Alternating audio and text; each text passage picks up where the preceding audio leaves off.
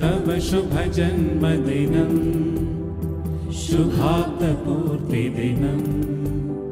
सार्थक पुण्यदिनं सुदिनं जन्मदिनं तव शुभ जन्मदिनं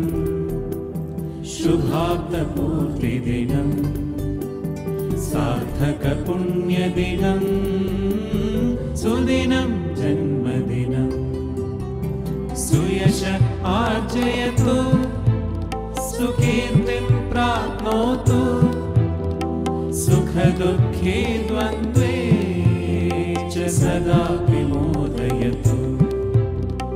निरहङ्कृतकरणं नित्यम् आचरतु सर्वान् प्रेरयतु प्रतिमनसि चिरं वसतु तव शुभ जन्मदिनम्।